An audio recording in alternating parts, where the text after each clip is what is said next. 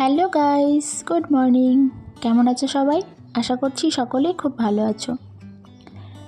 ঘড়িতে এখন সকাল 11টা বাজছে। আজ সোমবার। মিঠাই যাচ্ছে স্কুলে ওর পাপার সাথে। ওর পাপা দুদিন হলো বাড়ি এসেছে, তো আজকে তাই পাপার সাথেই স্কুলে যাচ্ছে। এখন দুদিন আমার মিঠাইকে স্কুলে যাওয়া নিয়ে আসা এগুলো ছুটি। এখন দুপুরে রান্না করছি। আজকে নিরামিষ রান্না করছি, একটু পনির আলুর তরকারি করছি। আর ছোলার শাক আছে, মা ওটা কেটে দিয়েছে, তো ওই ছোলার শাকটাই বেগুন দিয়ে ভাজা করব। কিছুক্ষণ পরেই মিঠাইয়ের বাবা চলে যাবে কাজের জায়গায়, মানে কলকাতাতে।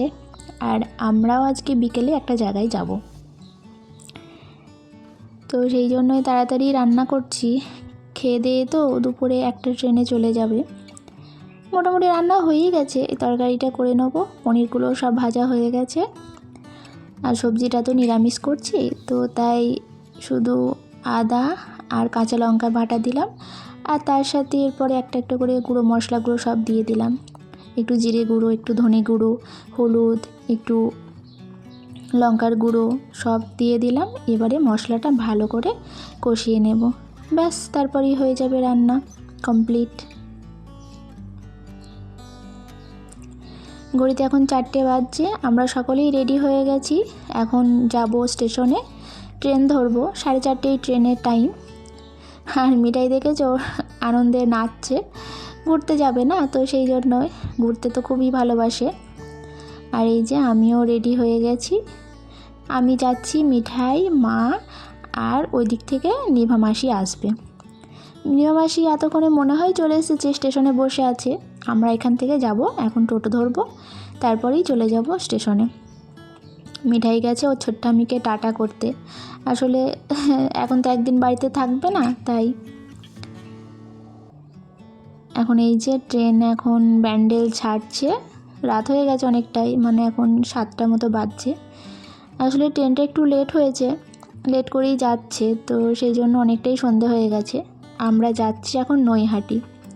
নৈহাটিতে আমার একটি ননদ আছে, মানে নিজের ননদ বলতে বড় মা শাশুড়ির মেয়ে।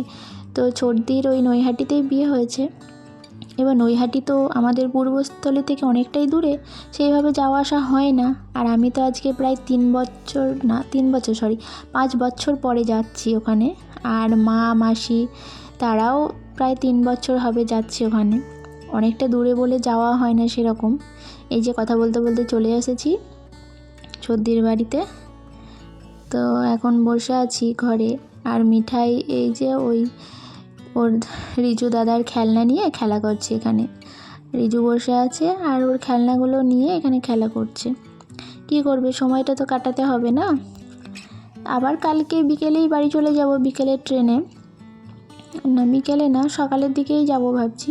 দেখা যাক এখন কখন যাওয়া যায়। এখন বিশেষ একটা কারণেই নৈহাটিতে এসেছি, তো কালকেই আবার ফিরে যেতে হবে। আসলে এখন বাড়িতে মানে কোথাও গিয়ে থাকার সময় একদমই নেই, বাড়ি ফিরতেই হবে। তো ব্যাস আজকের দিনটাই থাকবো, কালকেই চলে যাব। আর আমাদের ওখানে জানো ভালোই ঠান্ডা আছে, এখনও রাত্রিবেলায় কিছু ঢাকা নিতে হয়, সোয়েটারও পরতে হয় মাঝে মাঝে। আর এখানে এসে দেখছি রীতিমতো কি গরম, ফ্যান চলছে জানো। তো আমি তো সত্যি বলছি অবাক হয়ে গেলাম, এত ওয়েদারে পার্থক্য। তো এখন ঠিক আছে, সবার সঙ্গে বসে গল্প করি। ভিডিওটাও এখানেই শেষ করছি। কেমন লাগলো তোমরা অবশ্যই কমেন্টে জানিও। ভালো লাগলে একটা লাইক করে দিও, আর চ্যানেলটা সাবস্ক্রাইব করে আমার পাশে থেকো। আবার আসবো নতুন একটা ভিডিও নিয়ে। ততক্ষণ টাটা।